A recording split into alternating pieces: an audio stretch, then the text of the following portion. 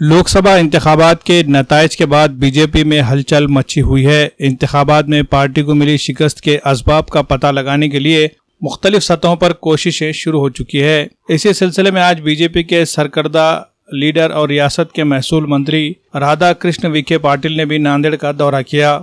इस दौरान उन्होंने government rest house में मुनक़िदा प्रेस कॉन्फ्रेंस में शिरकत की और मीडिया नुमाइंदों से गुफ्तगू करते हुए हालिया लोकसभा इंतखाबात में बीजेपी को मिली शिकस्त के बारे में वजूहात का खुलासा किया, जिसमें उन्होंने कहा कि कांग्रेस और उसके इत्तेहादी पार्टियों ने अवाम के बीच जाकर बीजेपी हुकूमत में आने के बाद आइन को बदल देगी, इस तरह का एक भ्रम पैदा किया और लोगों को बड़े पैमाने पर बहकाया गया, बीजेपी के खिलाफ माहौल बनाया गया।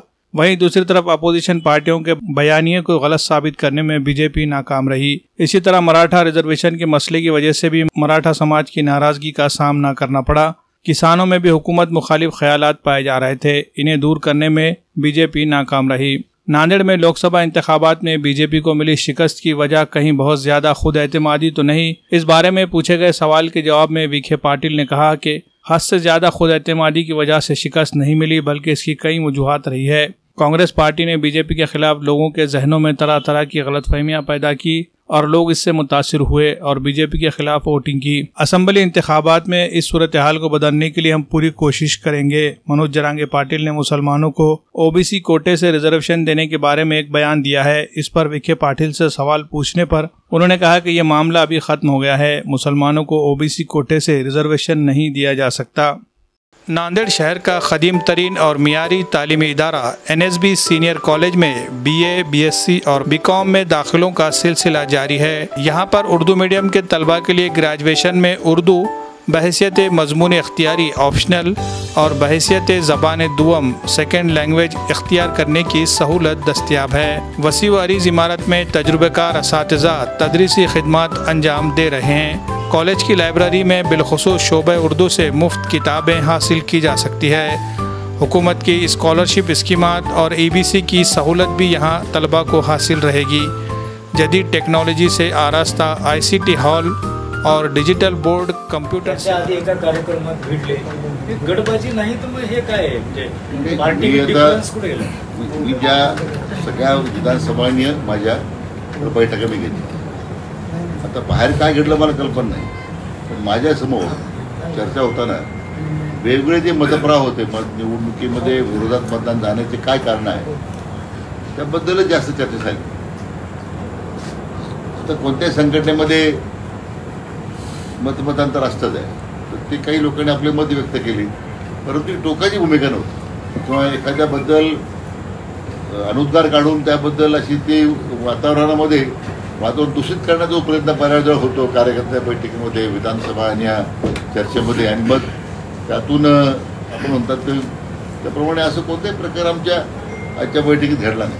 आता बाहेर काय आपण म्हणतात ते माझी तर मला त्या संदर्भात कल्पना नाही, मला त्याबद्दल कोणी माझ्याशी वाच्यता कोणी केली नाही। असं म्हणालात की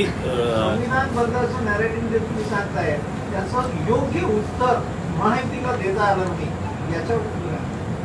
हे मी मान्यच करतो ना की जो नॅरेटिव्ह सेट झाला होता, या विशेष करून संविधान बदलणार आहोत, घटना बदलणार आहोत, 400 पारचा जो एकूण जो नारा दिला गेला, त्यामध्ये ही काही त्यावेळी सरकारची किंवा पक्षाची भूमिका नव्हती, परंतु त्यामध्ये जो नॅरेटिव्ह सेट करण्यामध्ये मी स्वतःच म्हटलं की विरोधी पक्षाला यश मिळालं आणि त्याला उत्तर देणं किंवा त्याला अधिक प्रभावीपणे त्याला त्या नॅरेटिव्हला काउंटर करणं, त्याच्यामध्ये नाही म्हटलं तरी अपयश आलं आहे। हे काही हे तुम्ही सुरुवातीलाच मान्य केलेलं आहे।